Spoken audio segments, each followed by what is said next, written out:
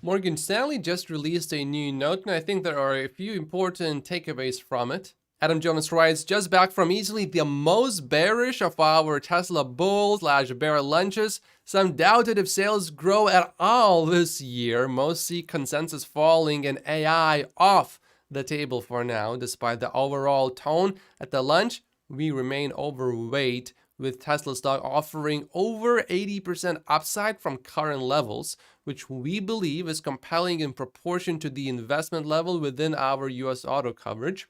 Separately, our perception survey revealed rather mixed opinions on Tesla's brand. From our read of the room, it seemed that everyone felt the stock would underperform over 6 months. Almost everyone felt the stock would underperform over 12 months. We acknowledge 2024 will be a challenging year for the global auto industry, which is reflected in our estimates.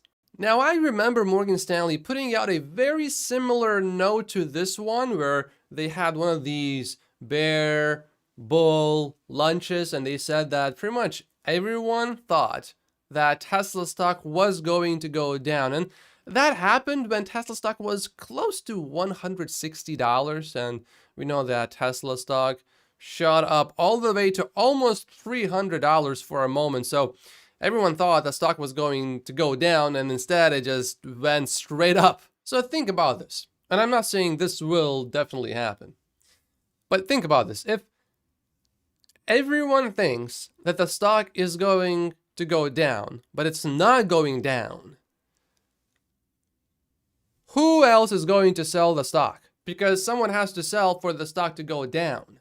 If everyone who thinks the stock is going to go down has already sold, and the only people that are left now are the people that think the stock will go up, even though that's, let's say, the minority of the people supposedly, you would think that the stock should go up, unless the people that think that the stock is going to go down start shorting the stock. Then yeah, it can certainly create some downward pressure. The last time Morgan Stanley came out with a note like that, it was very bullish for Tesla stock. I will be curious to revisit this moment maybe 6 or 12 months from now. Anyway, Morgan Stanley remains bullish on Tesla stock with a $345 price target for the next 12 months. Morgan Stanley also published the results of this survey. In general, consumers were split on Tesla's brand perception.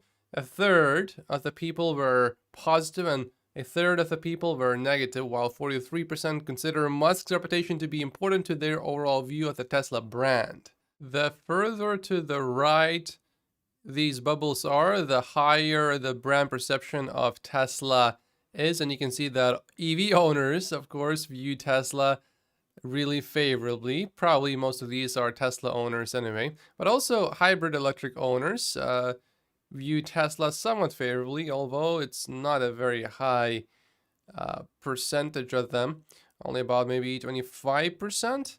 So looking at this, you can certainly make an argument that many people either are not really that aware of Tesla, or they don't really particularly like or dislike Tesla. And older folks that own a gasoline or a diesel vehicle over 65 years of age have a negative perception of Tesla, but younger people, especially male, have a more positive view of Tesla. Also, higher income individuals certainly like Tesla quite a bit more than lower income individuals, 43% versus 78%. And then, of course, the majority of EV owners, 61%, said they perceived Elon Musk's reputation as important to their view of the brand, while ICE vehicle owners placed less relative importance on Elon Musk's reputation in their view of the Tesla brand, which I would view as a positive thing, because that means if Elon says something that offends them, they will still buy a Tesla vehicle if